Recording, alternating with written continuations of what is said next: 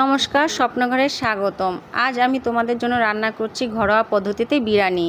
কিছু বন্ধু বিরিয়ানি রান্না দেখতে চেয়েছে, তাই আমি রান্নাটি আজ করেই ফেললাম। শুরুতে আমি কড়াইতে খানিকটা তেল দিয়ে দিচ্ছি, তার সাথে দিয়ে দিচ্ছি খানিকটা পেঁয়াজ কুচি। পেঁয়াজ কুচিগুলো আমি লো আঁচে ভেজে বেরেস্তা বানিয়ে নিচ্ছি। এখন গরম বেরেস্তার মধ্যে আমি খানিকটা চিনি দিয়ে নিচ্ছি এবং চিনিটা দিয়ে ভালোভাবে আমি বেরেস্তাগুলো নাড়াচাড়া করে নিচ্ছি।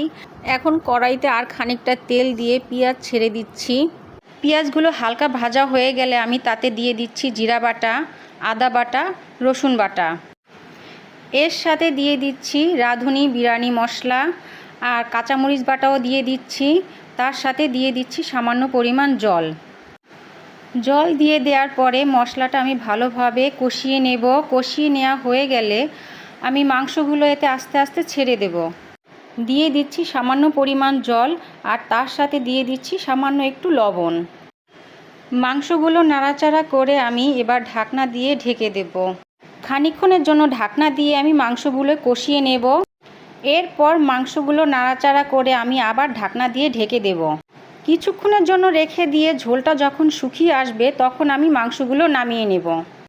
এখন একটি প্যানে আমি খানিকটা তেল দিয়ে গোটা গরম মশলা, তেজপাতা দিয়ে একটু নাড়াচাড়া করে যখন গরম হয়ে আসবে তখন আমি এতে পরিমাণ মতো জল ঢেলে দেব। এবার ঢেকে দেব আমি জলটা ফুটে ওঠার জন্য।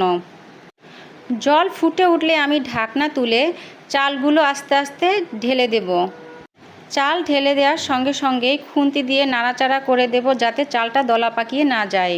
বলক চলে আসার পর আমি আস্ত কাঁচামরিচ দিয়ে একটু নাড়াচাড়া করে মাংসগুলো এতে আমি ছেড়ে দেব। এবার নাড়াচাড়া করে আমি মাংসগুলো রাইসের সাথে মিশিয়ে নিয়ে এখন আমি লবণটা একটু চেখে দেখে নিচ্ছি। ফ্লেভারের জন্য আর কয়েকটি কাঁচামরিচ দিয়ে দিচ্ছি আর খানিকটা লবণও দিয়ে দিচ্ছি। নাড়াচাড়া করে আমি কিশমিশ ও আলু বকরা দিয়ে দিচ্ছি এর সাথে। একটু নেড়েই আমি ঢাকনা দিয়ে ঢেকে দেব। এবার ঢাকনা তুলে আমি বেরেস্তাগুলো দিয়ে দিচ্ছি। বেরেস্তাগুলো মিশিয়ে নিয়ে আমি ঢাকনা দিয়ে কিছুক্ষণের জন্য দমে রেখে দেব।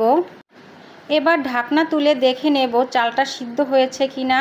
হ্যাঁ, চালটা ভালোভাবেই সিদ্ধ হয়ে গেছে। এখন আমি পরিবেশন করব। এবার প্লেটে তুলে আমি ওপর থেকে কিছুটা পরিমাণ বেরেস্তা ছড়িয়ে দিচ্ছি।